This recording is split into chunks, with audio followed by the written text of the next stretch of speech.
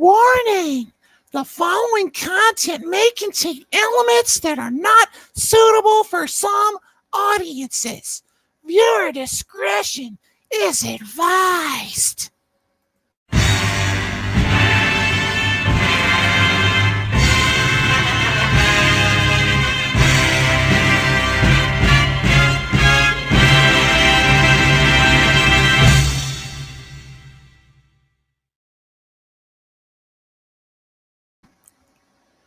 Warning! Wait a minute. I've already read that. Must be Ricky and Julian. Cocky out. This is the Great Legend, and I'm coming at you live from the Golden Guys. And finally, the legend has come back to Tuesday nights. And let me introduce to you the Golden Guys. First, we got JD Comics of the Golden Guys. How are we doing, everybody? Welcome to Golden Guys. Thank you for being a friend. Thank you for being here. We're just like the Golden Girls, just without all the sex appeal. Good having everybody here. This is Golden Guys. We are here. We're going to show some stuff. But we got a special show tonight because two of our guys are really swamped right now. It's a busy time of year for two of them, so we're going to let them slide. But we got everybody else here, and they're going to be watching, hopefully, and they'll be chiming in. We're going to have a great show. Legend, take it back. We got one more. We got one more guy to bring out from the gorilla position, and I'm talking about Midwest Comic Man. He knows his golden age. What's up, everybody? I'm back from my little couple weeks sabbatical, and ready to talk about some of my favorite F words. No, not them, the other ones.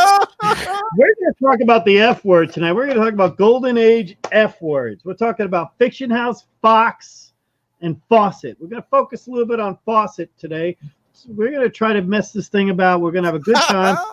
I am so excited that we're going to be talking about this, but I got some stuff this week, and I'll show them throughout. But we're going to be doing a whole show on Fiction House in the future. And I'm a big Fiction House guy, obviously, because of my Jungle, Jumbo, Planet, Wings, all sorts of good stuff over there. I got my Jack Kamen, Joe Doolin, Matt Baker thing going on over there. But this Fox publication, too, which is a lot of Zoot, Rula, the Jungle Girl for me, and a lot of Fox publications done up for a lot of you guys out there that are collecting some of those superhero comics from the Golden Age. But today, we're going to talk a little bit about Fawcett. Man, hey, you know another cool thing, JD? First off, before we get into too many of those F words, we got to go to the only place I know, and that is the chat, man. We got a lot of people in the chat here tonight with us live. Let me see. I'm trying to bring up the chat. Where is it at? There we go. We have Comic Man Andy in the house, man. Comic Man Andy, it is great to see you here tonight, my friend. Who else we got in the chat? We have got Mr. Gretzky at 9966 is in the house, man. Always great to see my main man, Matt, coming at us live. Mr. Gretzky. CB is on the scene. If you don't know what I mean, he is here, and that's CB, man, the Barrett. And if our buddy old Seawood19 says, and he's got a lot of bad news.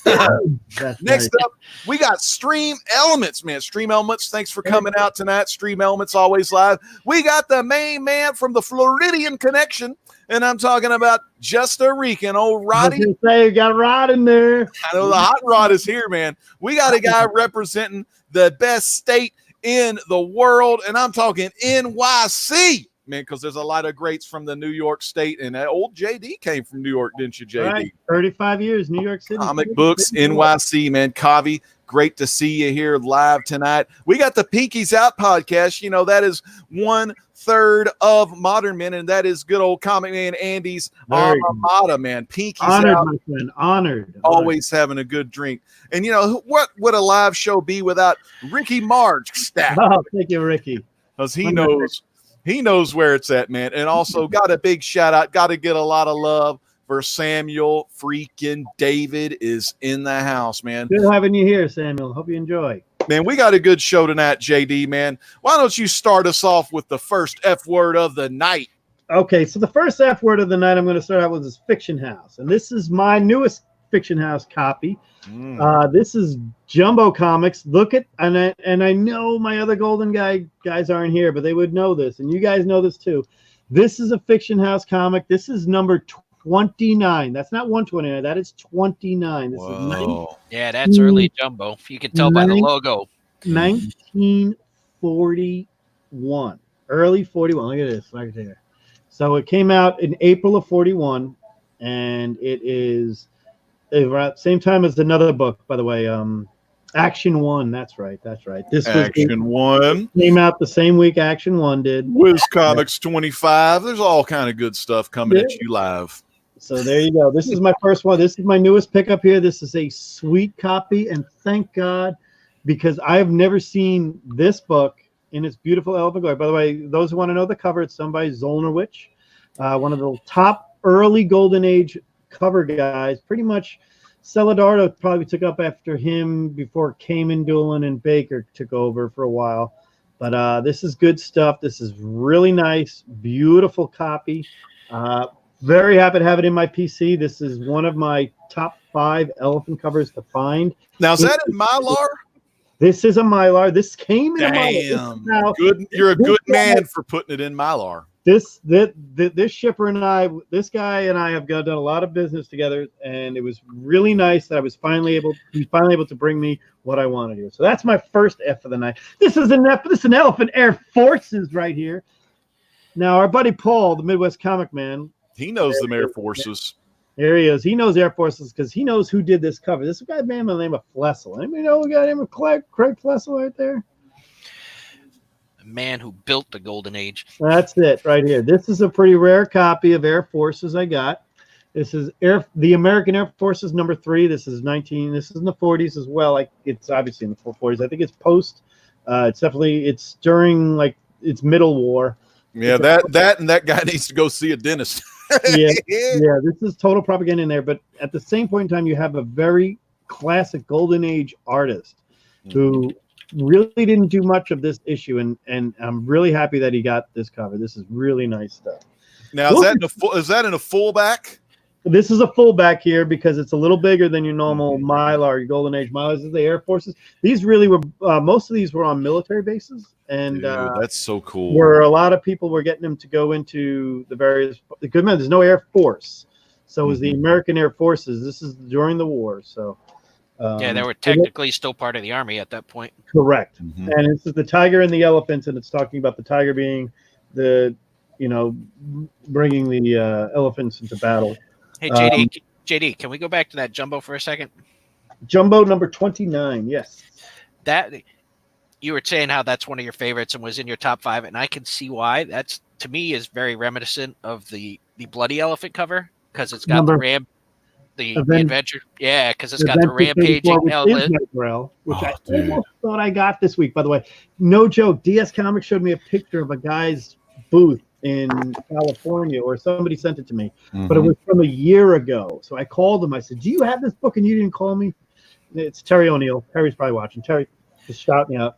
Is that why you were asking about Terry's comics? Yeah, I was like, Terry.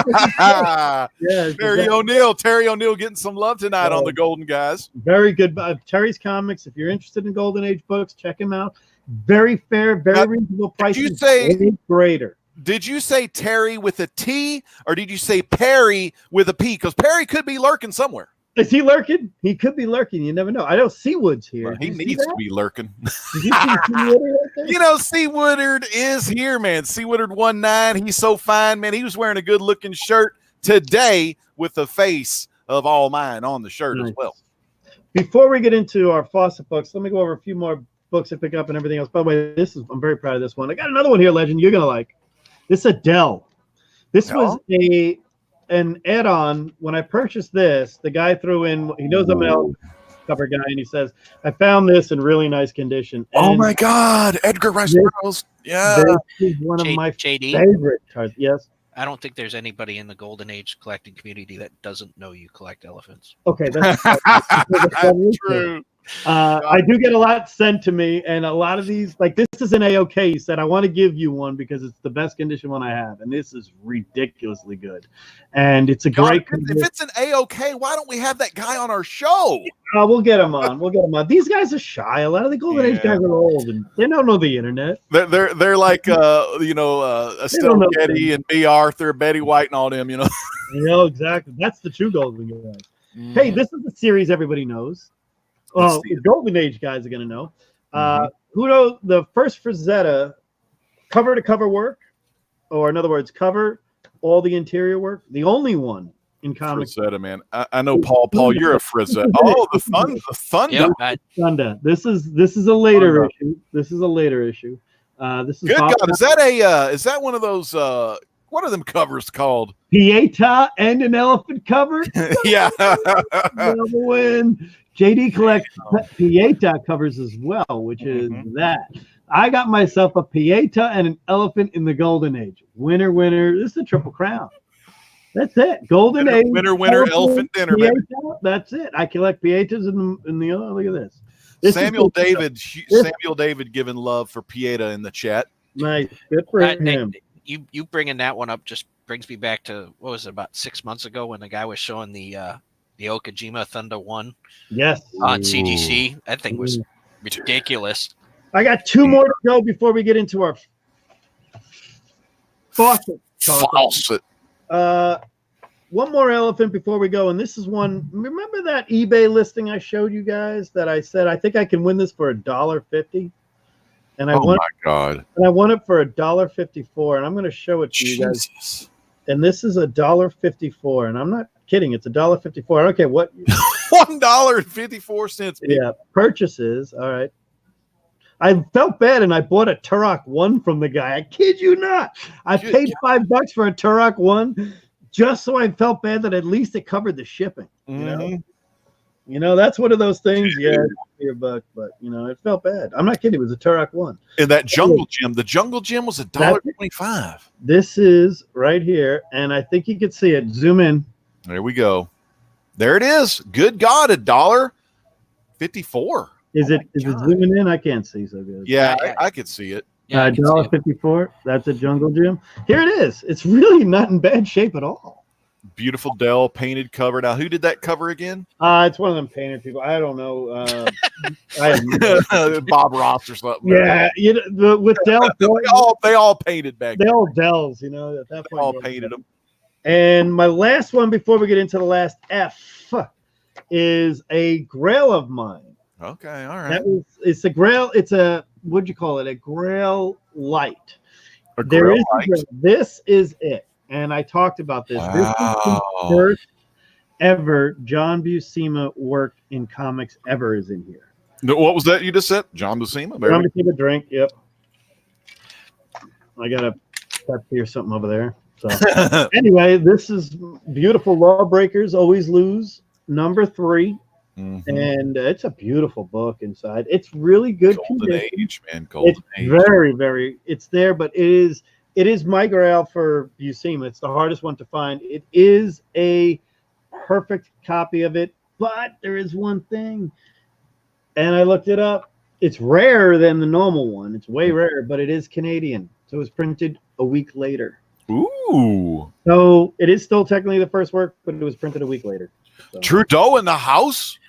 That's it. But let's get into the last book I want to show that I picked up. Awesome cover. Look at all these guys. I love that chat. Is my favorite chat. Golden guys. Let's talk about Fawcett. Dude. And I got a new Fawcett book. Damn, you did. Bullet Man. I got a Fawcett book. Go figure, Paul. It's got the elephant on it. Yep. Well, you know what? Is he flying out of the trunk? Man, he's going fast, dude. But the Mighty Man. What do they used to call him? The Flying Detective. Flying Detective. It was the Mammoth Exploits, the Bullet Man, and the Bullet Girl episode. And by the way, this is the last issue of the Bullet Man series. By Fawcett. Now that's what we're talking about is Fawcett. Was that issue 10? Was that the last 16. 16. It's 16 of Bullet Man. Dude. So, how many books do you have left on your list of elephant books? It's in the 40s. I've got 100 and I don't know. I got a lot. I got a whole short box full of them. One of these days, you'll have to do a whole video where you're just counting down the elephant books. Oh, there's some that are very. I mean, obviously there are the 10 that are going to be the. Obviously, I'm going to say it right now. Adventures 34. If you have one, reach out to me. Oh hell yeah! I have 2 kids. I've got. They don't have to go to school. I could teach them a trade. Mhm. Those pre-hero adventures are all unicorns. Yeah, I mean, I've been talking to people that have seen them in the wild, and they told me a couple of cons to hit, and I'm like, okay, that's kind of far, but I can do that one. And there's small little like hotel cons, Paul, that we go to that these people collect things. But a guy got a whole Adventure Comics run, and he's missing 34, 35, 36. Dang. Everyone but those ones. Mm-hmm. So anyway, Yeah, those little hotel cons. I remember when we were at the one in Omaha, and we were sitting there, and you were talking to one of the guys, and they were talking about, yeah, I watched that show with you and the guy with the beard, and you're like, yeah, he's right over there. Yeah, these guys watch our show at these hotel cons. Are definitely if you go to hotel cons and you see there, some of those dealers definitely watch the show because they talk about it. And one of my favorite things is that they brought up was Paul was there, was the we were talking about Fawcett. Mm-hmm. Again, we were talking Fawcett about Shazam. How a day before I talked about a Whiz 2, Whiz 1, Whiz 2, whatever you want to call it first there. Yeah. And, a big one, a 5.5, sold for a good chunk of change. Really nice price, 6-figure price. And I thought it was about time Fawcett got their due, which made me wanting to do a show about Fawcett. And one of my favorite things about Fawcett is yes, it is the one of Captain Marvel and Bullet Man and Invisible. Ibis the Invincible. Yep, the obviously Invincible. You've got Golden Arrow, Lance O'Casey. Yep. Yeah, Golden Arrow. You got the little cartoony ones that they did later on. Fawcett's furry animals, funny animals, whatever. And it led into this is Fawcett publishing Nyoka. Okay.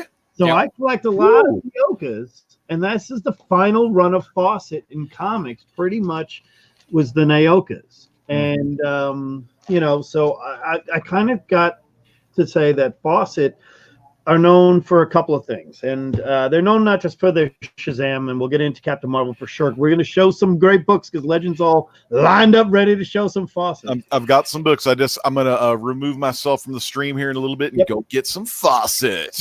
And I'm going to give a little background about Fawcett and a little books if you're interested in Fawcett and some of the do's and don'ts with Fawcett. Fawcettts usually are not in the best shape. If you see one that's in really great shape, question it. Fawcett's are built like tissue paper. They are the hardest ones to handle, hardest ones to touch outside of maybe Ajax Farrell. I'm trying to think of Avon, some early, the Journey into Fear run. For those pre-code horror guys, those are pretty tough right there. But if you like Fawcett, one of the good things about Fawcett is that they are a lot of high color books and they present very well. They are one of the books that you can get a 4.0 in a Fawcett. If you're interested in the grading ones, a 4.0 in a Fawcett will look better than a 6.0 or a 7.0 in, let's say, an EC or a Harvey. Absolutely. Okay? And that's just fact. And one of the things about Fawcett is not just the condition, but the way they present Fawcett. It's always been high color. Their quality isn't in the paper, and that's what suffers a lot of the grading aspects for you 9.8 collectors. You won't find a 9.8 Fawcett. You won't. You're lucky to find an 8 ever in Fawcett. I mean, there are a few out there. I know there's I was just talking to Legend before the show that I was thinking of putting together a run of Ibis books, which is only a 6-issue run, but had some great covers. Yeah, and I was just I've the Invincible. Look it up. Done by it was actually didn't CC Beck do some? He filled in a lot on that. CC Beck did a lot of that. So but I was just flipping through some of the covers the other day, and I was looking on Google, and of course, one of the things that pulled up is there was a 9.0 #1 that sold at Heritage last year. Dang, dude, that's awesome. Now, I have 9.2 Harveys. Okay, so I have 9.2 some Golden Age books. So I know I would if I saw a 9.2 Fawcett of that quality and that great of a book. It's ridiculous. I mean, my best Fawcett is probably that Bullet Man might be a fine plus or very fine minus. It's that good. The Nyoka, this one's really solid. I've kept this one. I don't really grade my Golden Ages, and everybody asks me why. I don't like to slab my Golden Ages because sometimes it is just the elephant cover and sometimes it's not. There's good girl art on the front. There's usually good girl art on the inside too. So Just saying. That's what I'm talking about. You don't want to grade your gold. You don't want to grade your golden ages, but if you have some Fawcett that kind of looks like this, you want to keep them graded because you want them protected. See, if you have something like that, now Legend knows what that is right now, and this is something I call. This is the one. This makes your heart stop. Yeah, there's not many of these like around. I still remember to this day, my old buddy Mass Marvel. He said, Legend, your book is on eBay right now. I was like, oh, they got some Fantastic Four on there. Cool. He said, nope, not that one. The Whiz Comics #2. And I went over there, and it was an offer I couldn't refuse, so I had to get it, man. Whiz Comics #2. Now, some of the new school collectors out there, they may not be down with the purple label. It's purple label, but hey, man, when it's professionally restored, man, it's good enough for me, man. 7.5, dude. So you got your origin and first appearance of Captain Marvel. Of course, you got your old Savannah, Dr. Savannah in there. You got Golden Arrow, Dan Dare, Lance O'Casey, Spy Smasher, and Ibis Invincible, man. So really good, nice Whiz Comics #2. And man, you gotta love the Fawcett Whiz Comics #2, man. It's a classic. And one of the thing about Fawcett is that when we talked in our previous shows, we've talked about the $1 Million book. When we saw the Marvel 9.2 pedigree, we said, or 9.4, we said that to me, the 9.4 is a $1 Million book, which it ended up being. Which I actually thought it was $1.5 million. I still think whoever bought it, congratulations, you got it for about $200,000 less what my over under for. Hey Moira, how are you, sweetheart? Yeah, she wanted to say hi to everybody before she went to bed. Oh, hang on, I want to show Moira's thing. We still have it here. Moira drew this beautiful drawing. That's Moira right there. She drew that. She drew this for me. And Miss Moira came to my beautiful daughter Victoria, who should be asleep by now. So should this one. Yeah. So I'm gonna send her to bed now. But she wanted to say hi to everybody. So thank you guys. Good to see you, Moira. Yep. So anyway, we were talking about Fawcett. So anyway, one of the great things you did, you talked about right there, is you got a 7.5 restored Fawcett. But look at that book. Let's show that one more time out there. I want to show the quality, look at that bad boy. The quality of that book. And I'm going to tell you right now, a 5.0 in that book is a borderline 6-figure book, right? Yeah. We want to know at what price, at what grade does Whiz 2 top at? So this is one of those questions. Is there ever going to be a Whiz to be $1 million soon? Is that the next one to break $1 million? I hope so, man. It'd be the first Fawcett. We've got the Detective comics. We got the Action comics. We have the we've had the Marvel. Marvel Timely. We have had Timely, and we have 2 Timelies. Captain that one, and where there's going to be more coming, and I think that's the next one. I think maybe more if there was a really high grade, that 9.6 More Fun 73 is one of those. That's number. There you go. That's a good one too. I like this one. This one is the Whiz Comics #3, the one that comes right after that one, and it's a cool cover. Got the old soldiers there. The Germans are getting attacked. But this is the second appearance. What month and year? Month and year on this one is March of 1940, and then the first one is February of 1940. Now, I want you guys to realize first appearance and second appearance right there. When his second appearance by the time Whiz 3 came around, we are still 17 months out from Pearl Harbor. Yeah, and at least another year and a half before we even met a German in North Africa. You know what I mean? So that's how far in advance Fawcett was. Fawcett pushed it way around the time. Marvel didn't do it till Cap, which was 1941. This is a year and a half before this. JD, yes. You were talking about Whiz and whether that'll be the next one to hit $1 million. I seem to recall there is no Mile High Whiz #2, is there? No, I've never heard of him. No, there's no Edgar. I think that was the one of the ones that they said was not in there. And the Red Raven, there's no Red Raven Edgar Church. Yep. Red Raven 1. There is no Red Raven 1. I know that because the guy who's got the highest graded one insists there is no Edgar Church 1. But if you like a Whiz 2 being 100,000 at 5, at what level does it break a million? It has to be in the 9s, but does it have to be above 9.2? I think if there is, what is the highest grade on the census of a Whiz 2? Paul, researcher. I don't know. I think I have seen maybe a 9.0. I'm not real sure though. Yeah, it's one of those because faucets are very hard to grade. They have very frail spines, and that's one of the things that on most faucets, the staples are either 1 or 2 and the opposite way they should be. Mm-hmm. You know, they go against the grain, they rip, they always spine rolls on these things. There's so many hard grades on a lot of I'm looking at the Bullet Man staples, and they're so pressed in. And this isn't a press book by any means. This is literally a guy's Bullet Man collection. But it's what, 1944 this is? And the same reaction to the books from 1947. It's the same marks are on it. There are only 26 graded. The highest grade is a 9.0. There's one of those. There's one 8.5, and then it starts dropping down to 7 and 6. So we've seen an 8.5 go to a 9.4, which is that Marvel. Mm-hmm. Oh, yeah. That started out as an 8.5. We know the history of it. Went to a 9.2, got redone, made to a new 9.4 in a pedigree, got a new label, sold for $1 million. Got that black label, didn't it? Got that black label now. Now we're talking about a highest graded, single highest graded would be a 9.0 currently. That if somebody were to, please don't, because I'm always do not. No, it's I'm going to say this right now. I am just going to say it. This is my own personal thing. I still have never pressed or cleaned a Golden Age book, or have given it to anybody to do. I have.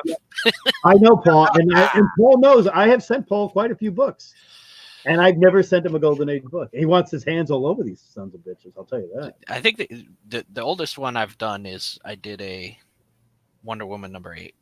Oh, nice. Oh, I wanted to show one more thing. Oh, I had something else to show you guys.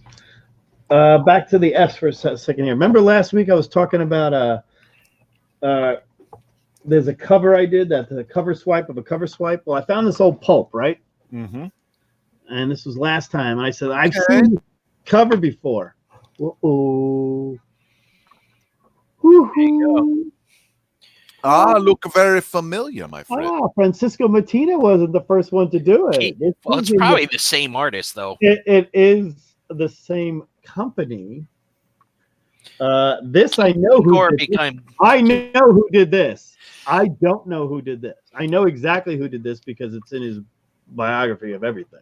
I mean, there's a bazillion fiction house where they went between the pulp and the right, and that's what it is. They take this and then they ask somebody to paint this work. So that's the difference. Big shout out to Donnie the Mastodon. He said he liked your live stream. You did a live stream this morning. He did. Awesome. He just didn't know it. He was doing one of those ones where he didn't mean to do it, but he was doing it. So back to Fawcett and Fawcett Publications, and we're going to talk about Farrell, Fiction House, and Fox Publications too, and our letter Fs right now. We don't have Nights tonight, so we're not going to do our what came out this week. We're going to do a double next week. We don't have Knights of Old, and we don't have DS Comics. Right. We wish them very well. Let me show you my because I had one thing that I know DS could confirm about Fawcett, but I'm pretty sure that Beware Terror Tales is the first comic horror book that had a host. Ooh, and that's the Fawcett haunted stuff. Oh yeah, there were a couple of pre-code horror in 1947. I think Fawcett they started to do this pre-code horror thing, kind of like a few other things did. They were a little early and it didn't work, but they came out with that. What was that one? This House is Haunted. Ooh. Yep. This House is Haunted. That was the name of it. And then that this magazine is haunted. Yeah, This Magazine is Haunted. This Magazine is Haunted. That was the first one they did, Fawcett. And then they followed it right up, if I'm not mistaken, with Beware. Oh. And that's where that came from. So See, Fawcett Publications not only did the superhero stuff, they did the jungle stuff, they did the horror stuff, they did a million stuff. westerns. Oh yeah, and they had the cartoonies, the animals, the funny animals. Yeah. Hey, this one here, Captain Midnight. There's I forgot about old Captain Midnight. This is my Whiz Comics 25. This is the first appearance of Captain Marvel Jr. And another cool thing about this is the very first. This is like first continued story in different titles. We know I was on J Hood Creative not too long ago, and we reviewed this issue here, but we talked about Master Comics 21, where Bullet Man and Captain Marvel were fighting against Captain Nazi. Captain Nazi's first appearance was in Master Comics 21. The story continued in this book here, where Captain Marvel Jr., Freddie Freeman, his origin is in this book. And then it concludes in Master Comics 22, where Captain Marvel Jr. and Bullet Man finally make Captain Nazi pay, Right. So, it was in Master Comics 21 that Freddie Freeman had his back broken, correct? Actually, it was in the this one here. Yeah, where Captain Marvel knocks Captain Nazi all the way into this lake. And then the old man, the grandpa and Freddy are there. They pull him aboard with the oar. And then he takes the oar, bashes it over the old grandpa and throws him off into the water. And he, of course, dies or whatever, drowns. And then he bashes old Freddie Freeman's leg up. So this is a nice one. This is a blue label Whiz Comics 25. This the cover date on this is December 12th, 1941. Nice. But that's a perfect example of what JD was talking about. Man, that cover pops with the color. Yeah. Always, Paul. It's like, when we used to talk about those old Silver Age Spider-Mans that would have yellow background, but with the Amazing Spider-Man logo in red, man, it has that good pop to it. Right. That's one of the things about Fawcett that we discussed earlier. I want to rehash to everybody. Red and yellow. Right. I'm not knocking when I say the condition of their books. Red and yellow. They love it. But they do. They absolutely. Where's my Bullet Man is all yellow. Yeah. The Whiz stuff really does pop, It does. It always has. I mean, even the Nyoka, and this is something here I wanted to bring up. This one. This is a different one I've shown them before. Yeah, let me show you this on the big screen, fans. Okay, look at that. This is an example of a book that's predates. This is in the mid 40s, right after Bullet Man. Mm-hmm. And this is actually when they started to use different kinds of inks and different kinds of things. They went to Japan, and this became, if you don't know Nyoka, Fawcett actually was one of the earliest ones outside of Dell that took the chance and the opportunity to actually do what's called like movie comics. Because Nyoka is an actual, like a Tarzan. There's actually movies based on her. A lot of them are picture covers later on. I have a few of those because she was an actual like television show, but she was more famous overseas. Mm-hmm. And she was pretty well known, and it was really good. This is from July of 1947. Dude, the 40s, man, some of the best in the golden age right there. But when I talk about Fawcett, we talk about the colors popping, and they still do. Yeah, I mean, Fiction House. Why I collect a ton of Fiction House because of the Jungle and Jumbo, and color is everything to try to find one with good color, and you turn away your favorite cover just because it's that, Fiction House in particular, I've noticed that it's very hard to find good color. It gets muddy. Yeah. Oh, okay. The fact that this one is the color popping bitch that she is, and I can say that. Warning. That's right. Conky gave the warning tonight. Yeah, Conky gave the warning there. I mean, it really. The guy told me, he goes, "I've never seen it in this color," and he said the only problem was there was tape on it one time, and there's a little tape up here on the top. I says, I don't care anymore. I stopped looking at that the second I saw this whole cover side of how that color popping there is so good, because all jumbos at this time, the difference between jungles, as you know, have the banner. Jungles are known for their banner. Mm-hmm. Jumbo kind of flows throughout on theirs, and there's always fading towards a lot of it towards the interior, and a lot of it fades first as outsides. If the outsides are good, the insides are going to be even better, and that's what's even. And the cool thing about a lot of the Golden Age is you put him in that C. Woodard 1/9 fullback. Also, the Comic Spectre loves his fullbacks, but you put them in the Mylar. Now, do you like the 2 mil Mylar or the 4 mil Mylar? It depends on the book. This is in 2 mil Mylar for now because I haven't read it yet. Mm-hmm. Okay. Once I read it and I decide if it's going to be slabbed, which I never slab a Golden Age anyway, but I'm debating on like 25 at least, that I probably should for protection services. And, or I'm just going to keep it in Mylar in there. If I put it in just a Mylar to keep and not read again, that's going into 4 millimeter. If it's going to be on display or anything else like that, and I'm going to it's going to be in a 2. If it's going to CGC, it's going to be in a plastic bag, and they better not screw it up. Well, I want to ask Midwest Comp Man. Midwest, for your Golden Age, do you prefer the 2 mil or the 4 mil Mylar? Slabs. Oh, hell yeah. Me too. Oh, I'm rocking slabs. I mean, I've got a ton of slabs. I don't have a lot of Golden Age.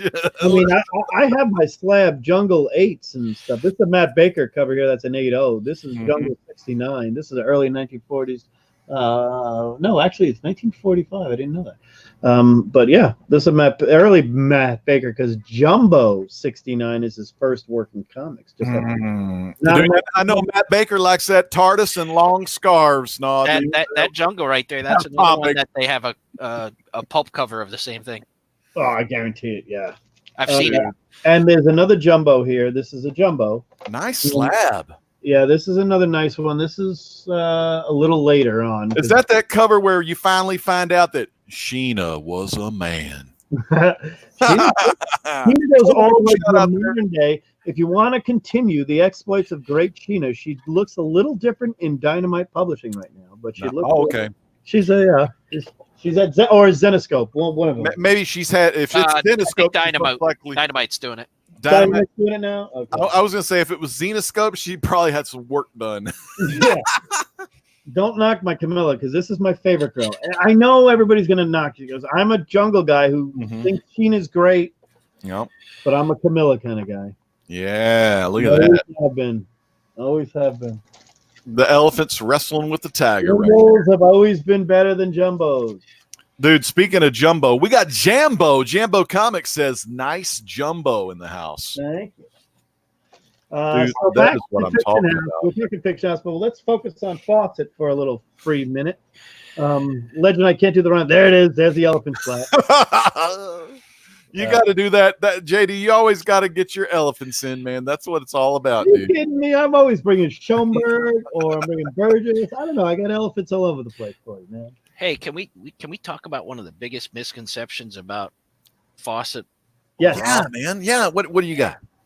Everybody thinks they lost the trial with DC over Superman and Captain Marvel. Captain Marvel, right? They didn't. They won. Yeah. Damn. They won. Actually, in that trial, the first time the trial happened, what happened is DC, when they were doing the daily comic book, they didn't put the copyright symbol on a couple of them. So not only did they lose the case, but the judge voided the trademark for Superman. Dude, damn. And DC immediately planned to appeal. And before they filed the appeal, Fawcett saw the writing on the wall and got out of comics on their own. Mm-hmm. Yeah. That's what it's all about, man. See, I didn't know all that stuff. And you're only going to get that kind of information from the minds of the golden guys. Midwest Comic Man, JD Comics, Knights of Old, and DS Comics. Four of the brightest. Sometimes when the mind's working correctly. Oh, man. With the Whiz Comics, the thing about it, Captain Marvel was so hot. I mean, he was outselling, the action. He was outselling the detective. A lot of people didn't want the parents buying Detective because those ears on that Batman, of the Detective Comics kind of look like one of those hoods from, if you watch The Watchmen on HBO, kind of like that Seventh Cavalry, like the Klan. So they didn't want their kids reading that detective. And, a lot of those detective stories were a little bit too adult. And on the other side, you had the action comics where, Superman's flying around, but, his alter ego Clark Kent was just a news reporter. Well, with this guy right here, Billy Batson, he was also a news reporter, and freaking, what was it, Whiz Radio or whatnot. Yeah. So they released. WKZ. They decided that character was so hot they were going to put him in his own book. So before Detective Comics, I believe, got the Batman one, or before Action got the Superman one, Fawcett put this bad boy out, Captain Marvel Adventures #1 right there. 64 pages, all 64 pages, Captain Marvel Adventures. No Ibis, no Golden Arrow, no Lance O'Casey, no Spy Smasher, none of that stuff. You get that bad boy there. Now, this is, I know some people may not like the CBCS, but man, they're only 25, 30 minutes away, so that's pretty good. But that's a nice restored 64 pages of Captain Marvel. Not only do we got issue #1 here, we got issue #2. Issue #2 has that silver on the logo, which is, dude, right there, man. Got the nice silver, got that conserved, got the purple conserved grade, not restored, fans, conserved, because the conservation includes a spine split that's been sealed, cover cleaned, cover reinforced, man. So you got Savannah appearance, interior front cover ad for the Bullet Man 1 and Spy Smasher #1. So you got some ads for their first issues. Not only do we got those two there, we got, Paul, this is another silver classic, the metallic lightning bolt coming in. That's a 7.0. That's actually I put that, I wish there was a Superman cover. I've always grabbed that cover. I'm doing my son's room over and I want to do some Superman covers for him. Mm-hmm. And I always look at that one saying, I wish they had some kind of a Superman look like that on there, other than chasing a train. And it's cool because, you know, they say Shazam, you got the lightning bolt, he turns into Captain Marvel. But another thing I was meaning to say on that was, kids identified with Billy Batson because Billy Batson was their age. You know, they imagined that they were this kid, and when they said that magic word, you know, they would turn into Captain Marvel. Mm-hmm. So that's the good stuff. Paul, were you going to say something about some? Yeah, I was going to say at some point you got to show the one Fawcett I wish I had. All right, man. I know that one. Here it is, right here. This is a Captain Marvel book. Let me get it on the screen here. This is Captain Marvel Adventures issue #18, man. And you got so much goodness on this cover. And this one, I want to believe, I think this is the one I got raw and from Tomorrow's Treasures. And then I sent it off, and I thought it was going to come back restored or something. But hell, it came back later. That's that Mary Marvel. Now, Paul, was this the one you were talking about? No, that's a great one. Yeah, show that for a little bit. Let's talk about that one because that's a very important cover. Modeled after a young Judy Garland right there. That is the Wizard of Oz pose. The Wizard of Oz pose, origin and first appearance of Mary Marvel, and since you got, you know, Captain Marvel and Captain Marvel Jr., this is the first appearance of the Marvel family right here. And if you look at this guy, we talked about this guy on J Hood Creative when we were going over the issue of Whiz Comics. We were talking about this over there at J Hood Creative, Whiz Comics 25, first Captain Marvel Jr. right there. But we talked about the fact that if you look really close, there was a guy that loved his rock and roll in the 50s, and he modeled his costume after his favorite comic book character, and he even looks kind of like him too, Elvis Presley. Humongous fan. He had a costume that looked almost exactly like he actually, I was gonna bring this up. That shaking them hips, doing that. And Mark and it's Mark Raboy, right? Yeah, that's a Mac Rayboy cover. Yeah, Rayboy. Yeah, Mac Rayboy. You know, he did a lot of the Master Comics. Yeah, he's such a big Elvis fan. Oh, yeah. Elvis loves it. But one of my favorite ones he's ever done is on the Master Comics series. Is it Master Comics 22, the first cover appearance of Captain Marvel Jr. on the Master Comics? The one with the flag? I don't know. No, I think that's. Let me hold on. Oh, I don't think it's the one with the flag.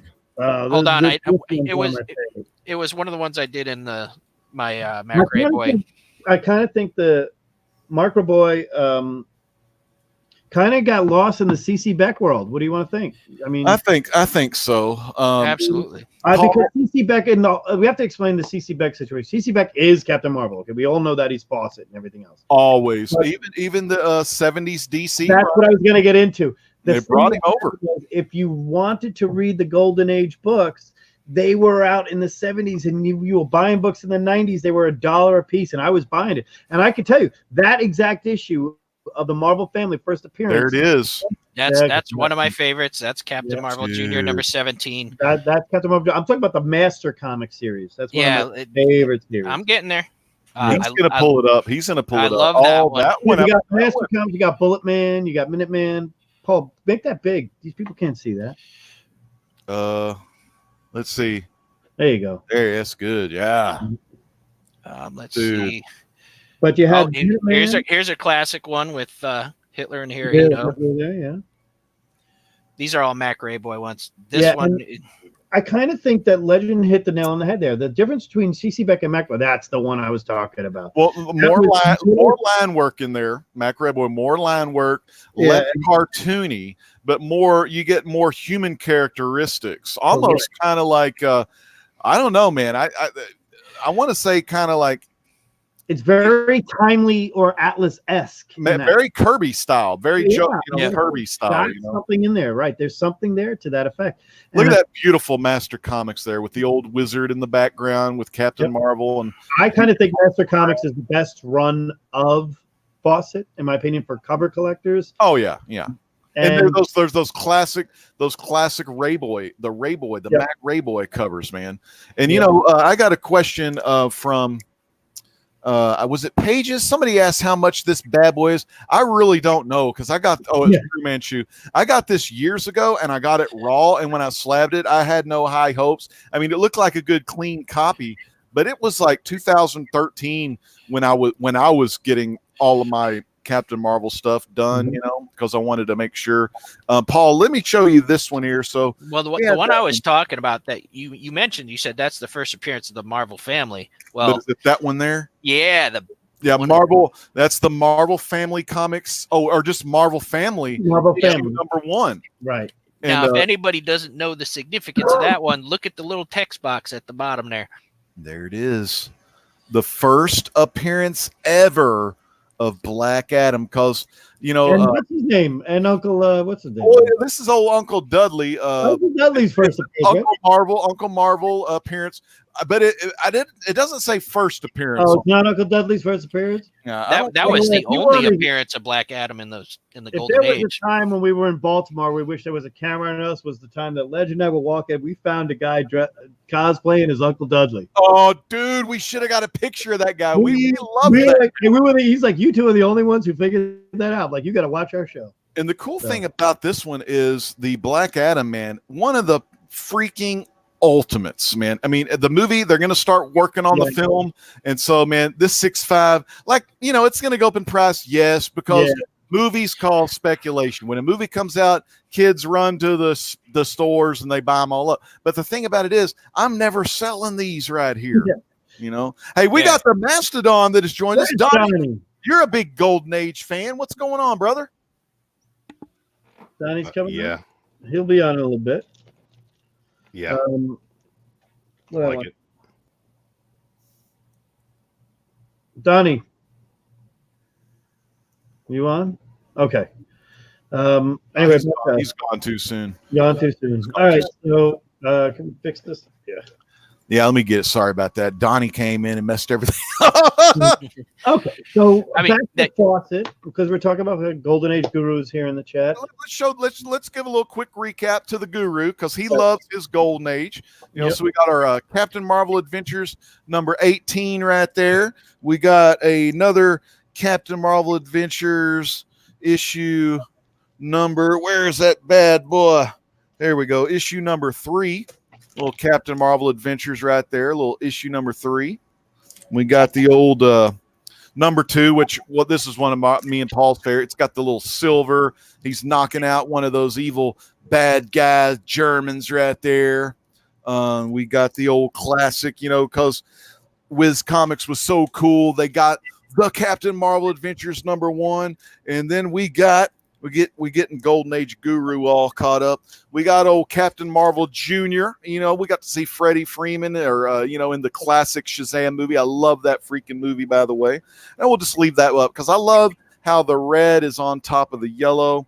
Yep. And then we also have the second appearance of Captain Marvel right here. Dude, he's got one. He's gonna like just really toss one. This reminds me of the black and white serials where Captain Marvel and the black and white serials, dude, he was just a night, just destroying people. Now, they came out with a hardcover of that, right? This the best of CC Beck. It's a hardcover of just the serials. I do. Well, you know, I don't know if I've got that. I don't have that hardcover, but Right. I got the DC Archive editions. There's Whiz too. That's everyone's favorite. And then Yeah. Paul, me and Paul's favorite, because this is a spec book, fans. Now, if you can't get this one, go ahead and get, what was it? I think it was 27 or 28, Black Adam's first Bronze Age appearance or whatever. And there's the old 6'5" first Marvel, or that's Marvel Family 1, but first Black Adam. And then y'all saw that one's worth more than you would think because Marvel Family wasn't saved like the Whizzes and the. Yeah. It's harder to find in any kind of good condition. Well, Harder to find those Marvel families. Than it was too. And then, yeah, but you know, you can't go wrong with Ray Boy on that one, though, man. The Ray Boy, first Marvel Family, where she's doing the Wizard of Oz pose, looking like Judy Garland right there. You got old Fred Murray, you got Elvis Presley, you got all your favorites from Murray. You remember that? You know, My Three Sons. Yeah, exactly. It's a classic, man. You gotta love That the makes Elvis Chip Douglas. So. Oh yeah, dude. Yeah. Some of the faucets here. Recap for the Golden Age Guru. So some of the other faucets that we talked about, some of the other series that we talked about. If you want to put this on the big. Yeah, let's get it on the big screen. Show them, The Jay. other faucet series, probably the second one or third one. One of the other superheroes was Bullet Man. Bullet Man was another classic. And this actually ran for 16 issues. This being the last one, just a fun one right here. All right, legend, and then we've got the other ones I was talking about was the ones that were famous for. What happened is these were based on a television show overseas, Nyoka, which became most of these became photo covers later on. I've got a few of those, but these are the non-photo covers right here, and these are some great examples of Fawcett. But what I'm going to stress about Fawcett, and remember this.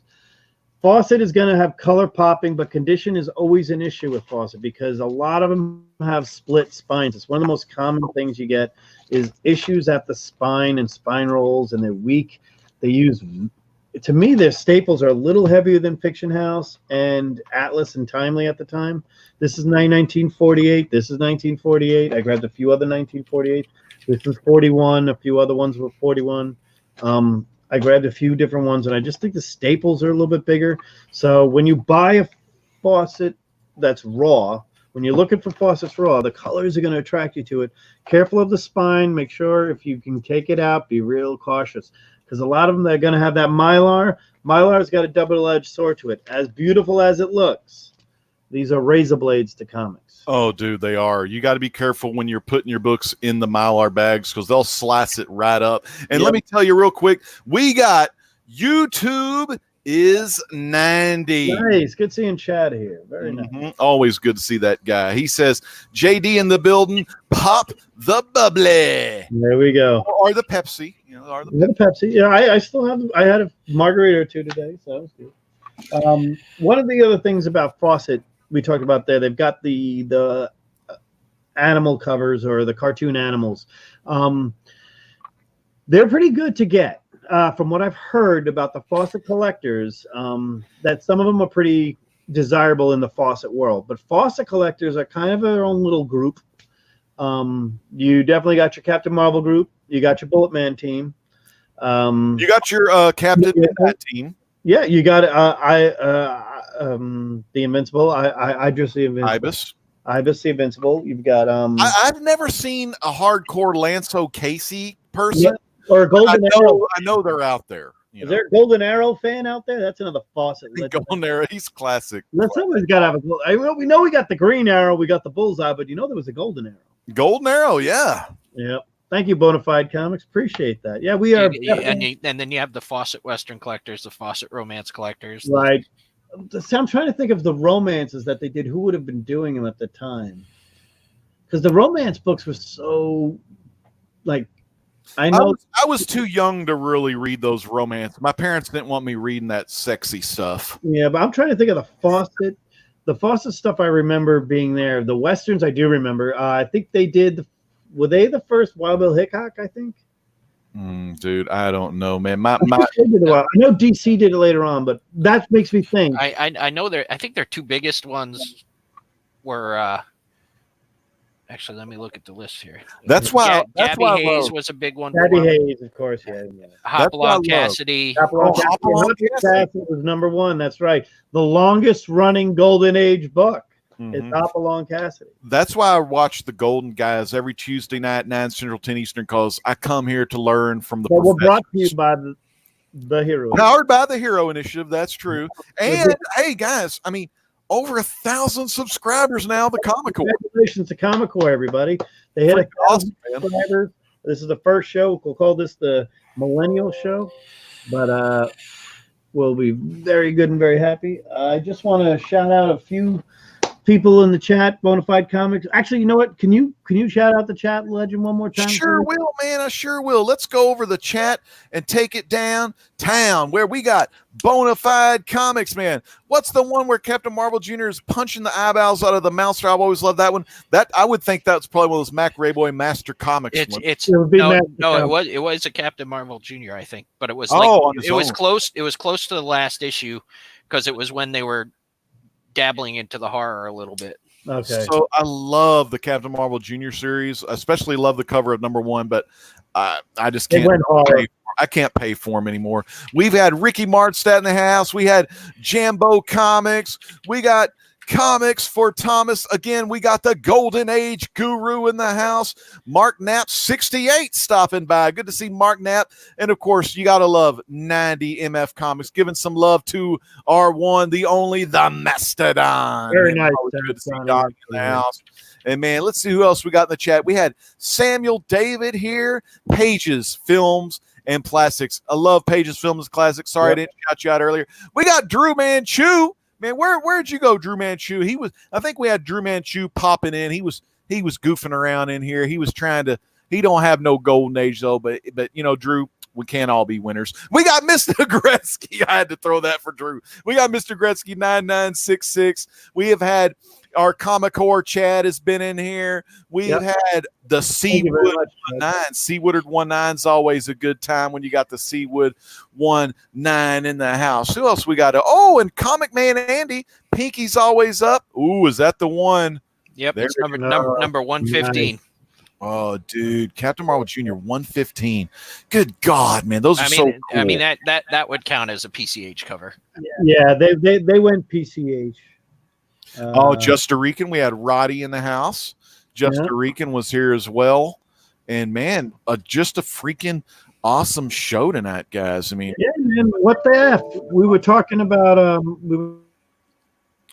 we were talking about earlier. I was asking JD. I think we lost JD. I was talking to JD earlier, and we were trying to set the show up and everything. I had to call on Comic Core Chad because I've logged into this thing, but I've never created a show on StreamYard, so I didn't know what to do. So Chad got it set up. JD gave us the title. Chad found us a thumbnail. We got Midwest Comic Man along for the ride. And dude, JD, man, you know what happened with JD? I believe the lovely Miss Elizabeth, I think she's doing the Netflix thing. What do you think, Paul?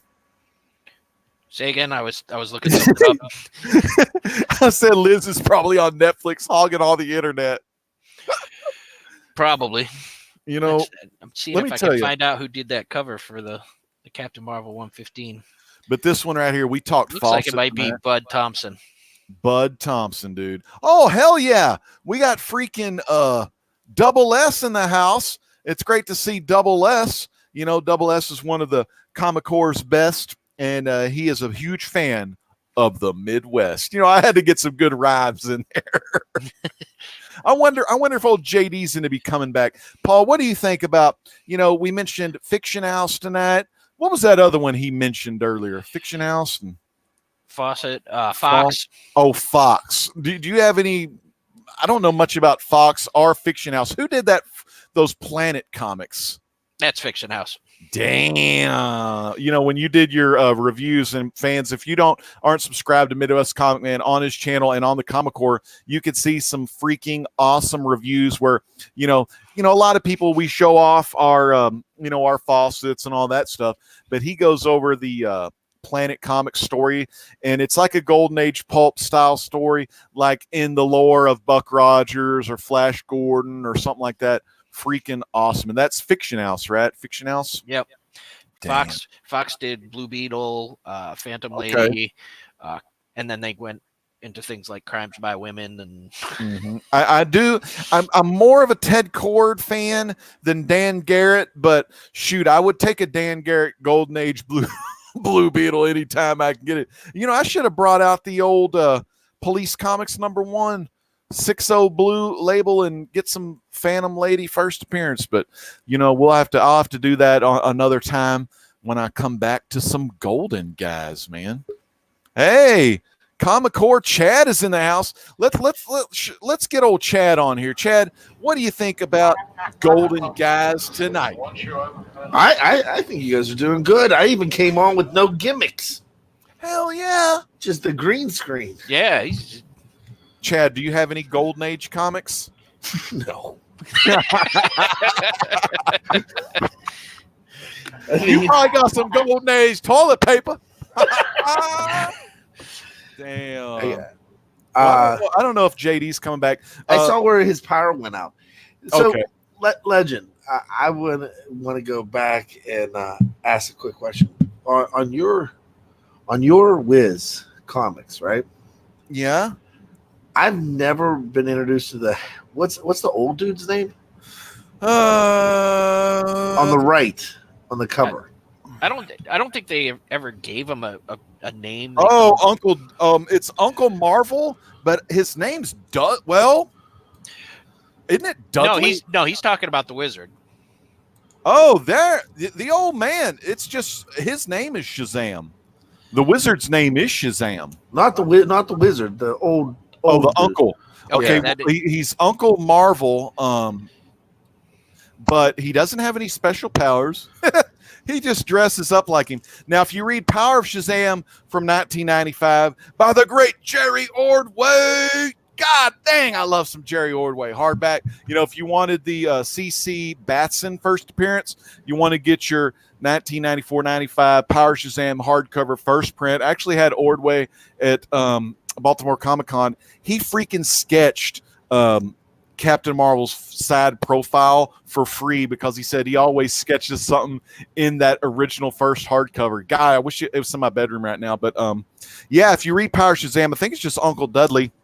And of course, Darla, her last name is Darla Dudley, which is kind of paying homage to old Uncle Marvel. So, like the artist, though, it's very similar to like it's very similar. I mean, it's a different, but like compared DC Beck style, but compared to the new run, it's like a little bit of a throwback. Wouldn't you agree? But a little more detailed. Yeah, because the Doug Eaglesham is humongous into detail for the brand new run. Of course, the run before that, we had Jeff Johns and, you know, hell, one of my favorites, old Gary Frank. You know, some people call him McScribbles, Drew Manchu. But yeah, where's Drew Manchu? Uncle Marvel, LOL, what a name. See, Bastion Fawcett. I mean, the guy only loves Marvel. He's Bastion Fawcett, man. All you got to do is say Drew's name like 3 times and he'll appear. The Wizard's name is Shazam. My main man Damien, all the way from G2, back from 2012 is when I met Damien, Sleepy Reader 666. He loves Uncle Marvel. And then this guy, Ricky Marcette, does Uncle Marvel tell Uncle jokes, and you know, some bashing there. Let's see what Chad's holding up. No, I just there it is. CC Batson on the bottom right there. If you're reading the current Shazam run, we know that the Wizard, which possibly is not the Wizard, it could be Thaddeus Savannah and Mr. Mind playing pranks, but he says you can only let, you know, your foster family have the Shazam family power, or you can let your dad have the Shazam family power. And of course, Billy makes up his own mind. He's the one that controls it. He's the champion of the Rock of Eternity. He gives his biological father, CC Batson, and his foster brothers and sisters the power. I mean, if you're not picking up Shazam from the modern age, and I know a lot of us, we love Golden Age. JD is back with us. We love Golden Age, but you don't, to read Golden Age characters, you don't have to have the expensive books like this. I mean, you could go to the web. They have that website. I think it's Paul, what is that website that has all the Golden Age books? Mythology. No, A comic book there's plus or most of them are in the public domain, and there's one called the Digital Comic Book Museum, and it has tons of old public domain books. So like anything by Fiction House or and anything other than DC or Marvel, really.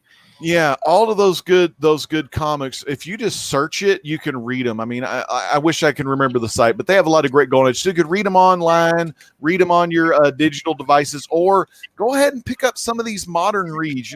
If you're a fan of Golden Age comics, if you're a fan of this show right now, Golden Guys on Tuesday, you may also like to watch some Modern Men on Monday. I actually think that Jeff Johns' run from the New 52, right? That was in the back of the Justice League. It was in the back of the Justice League, starting with Justice League 7. And what it was reminiscent of the old serials that they used to have in these Fawcett books, like the serial of the Monster Society of Evil. Those were always the backup story. But yeah, Chad, those are kick-ass. Yeah, I think we're actually going to be selling those this Thursday night.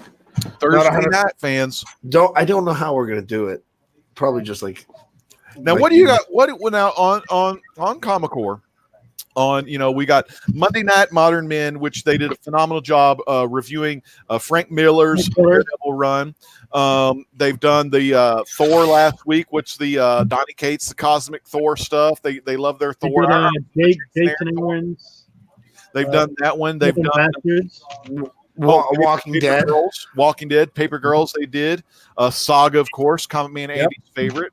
And what I love is Discovery Bay finally reads his books, because a lot of times Discovery Bay, he's one of those new collectors. He's one of those speculators. He likes to sell. He likes to flip. He don't like to read, but Modern Men forces him to read. And ever since I watched Modern Men, I'm reading a lot more too. But Wednesday night, you got the greatest comic. I'm reading Die right now. I'm reading the trade paperback of Die. See another classic. But as I'm touching the Buscema book from 1948 with my bare hands. Oh yeah, dude, touch it all night long. But hey, Chad, Thursday night, what do we got going on over there, my friend? So we have a bunch of books that we were donated, and we're gonna have to get rid of them for heroes and for the Hero Initiative. Hopefully we can get that monetization button going too by then. Yeah, we're going to get the monetization button. We're going to be selling some books this Thursday night. So what would have been outside the issues is going to be Comic-Core pop-up shop in the style of Discovery Bay, making that money for the Hero Initiative to fund some of the stuff, some of the equipment, some of the things and the amenities that we're going to be doing at the Hero Initiative booth with Comic-Core, because Comic-Core booth is sponsored and powered by the Hero Initiative. So we will be at MegaCon. So if you're in that Orlando, Florida area, make sure you come and stop by and see. Yeah, we've got some good books too. I mean, there's a whole run of Venom that we have. And I'd like to show one more thing before we go. Yeah. Promise somebody. What do we got here? The first ever Buscema artwork in comics, first ever work by Buscema in comics, is this right here. Wow. View part. This is April of 1948. You got to drink for Buscema. Full 18 years before Silver Surfer. Well, it's in here. I'm all right now. Everything is all Bernie Wright's in doubt. So hey, Bernie, gone too soon. We do love Bernie Wrightson, and Peter Tomasi down there in the corner knows that Bernie Wrightson got a lot of help from the Hero Initiative. I love them shades. I saw double S, so I put them on. Oh man, and Chad, what is on Friday night? The show that started it all. Hey, if Whiz Comics #2 from Fawcett started the Fawcett freaking revolution, then that Friday night show started on the rails. Core revolution. On the rails, man. Yeah, I'm excited about it. Track. Back on track. Back on track. This week is the 1,000 subscriber celebration week here on the Comic Core. So each show you watch on the Comic Core, we're I'm going to do random giveaways there. Giveaways, pats on the back. Random giveaways. No, we should actually have you guys. Golden Age Guru asks, "Are you guys going to C2ET? C2E2?" I know Carson is. Aren't you go? You're not going. I can't go now. I made a commitment for something else that I just can't go. Hey, you know what? The man who coined the phrase newsstand, he'll see you at C2E2 and raise you, Golden Age Guru, some more C2E2 fun down in Chicago. And don't forget, go see that guy named Chuck Load of Comics, because he's always got a load of something going on, man. That's he's got a full boat. But look at this. Original art. I got a great question for Paul and JD and Chad and myself. Captain Comics wants to know, what's the oldest comic have any of you ever held? Paul, want to show yours? I don't have it handy, but I have a Platinum Age book from 19. JD, I gave you one. It was like I have a 19. Dude, 1919. Damn, that's the year like freaking Thimble Theater came out. JD, I gave you one from, it was like War Stories. This is one of Jack Kirby's first. That's 1940 something. Warfront. Yeah, I have that right here. JD, what's some of the old ones you've had, JD? The 50s. This is Jack Kirby. Nice. My oldest one is 1934. Wow. Yep. Wow. I'm gonna have to I don't know. It's not an elephant cover. It's a I think a Captain Valiant or something like that. I forget what it is. It's one of the it's one of those early like weird, not an alien. It was like a old school hero, like Captain. I'm pretty sure for me, I got to go with what I know, man. And I know some Golden Age Fawcetts. I got to go with Whiz Comics #2. First appearance of Captain Marvel, February 1940, right there, fans. Now, my goal when I was going to C2E2, just to let you know, was to go find myself an Adventure 34 there, because that is the place where I found a Voodoo 11. And actually, it's funny, Jeff, Golden Age Guru, was right there with me when I walked over. And I said, "There's no way you got a Voodoo 11 in here, and that's all I'm here to get." And he goes, "I have one." And he pulled it out, and he's like, "Here." And it was $40. And I said, "Are you sure?" He goes, "Yeah, I don't know why, but I'm going to give it to you because it's an elephant cover, and I know you want it." It's not this exact issue, but it's from this series. Yeah, I remember you showed me that Duck Turpin book. It's from the early 1900s. Dude. Right. But see, here's the thing. Paul's so old. He hung out with these dudes. Yeah. Oh yeah, I picked it up at a newsstand. Mine is Newsstand. mine's kind of a Flash Gordon-y storyline, but not Flash Gordon. I really want this early 1930s Flash Gordon page that I've seen for sale not too far from here. It's reasonable, but it's just I got to make sure it's the right piece. So I do have something to announce, if that's cool, if I can. Sure, man, go for it. So next week, we will have we should have some giveaways exclusive from Hero Initiative. Nice. Oh, dude, that is so freaking cool, man. That's going to be awesome, dude, because the Comic Core is powered by the Hero Initiative now, man. We got that thing going with them, and we're going to be raising awareness, trying to raise some money for the Hero Initiative, because we want to make sure we help those comic book creators in need. And I also think that game show may be starting next weekend. Oh, dude, I'm pumped up for that. And if y'all didn't know, the game show is going to be hosted by none other the greatest show on the Comic Core on Wednesday night, and that is the host with the most, the natural White Whale Comics is going to be hosting with an unannounced co-host, and it's going to be 2 teams of 2 going against each other. One, 2 teams, 2. I don't know, man. It's just going to be crazy. And then after that, we're going to have an after show that the great legend and Cat Wren Figures is going to be hosting. and we're going to be going over the winners, the losers. We're going to get their feedback. We're going to talk to the host, Alec, and see what he says about this game show. So make sure, if you're not subbed to the Comic Core, a lot of great things are happening over here at the Comic Core, and hit that bell icon, and that'll let you know when the Comic-Co is coming at you live, Chad. Isn't that right? We want to thank every one of you people in the chat. Thank everybody who watched their shows. We hit 1,000 subscribers. 1,000. We're very happy. Thank you guys very much for that. It's a very good accomplishment, and we're just getting warmed up. Yeah, I mean, we've got our debut coming up here in little over 2 months, right? Going to be in Orlando. Going to be hanging out down at the MegaCon, man, and a lot of people in the comic book community are going to be coming by. We're going to have a great time, and it's going to be a good time. And it's Cat Ren's birthday, so make sure you give her a hug. She loves getting hugs.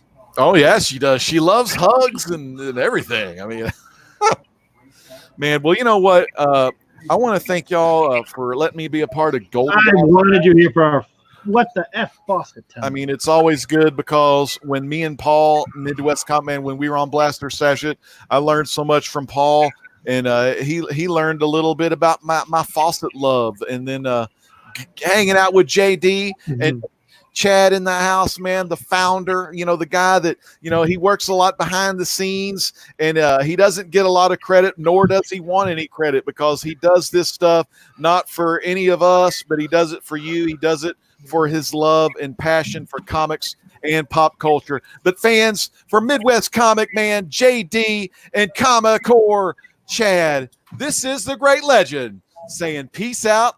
God bless. Thank you for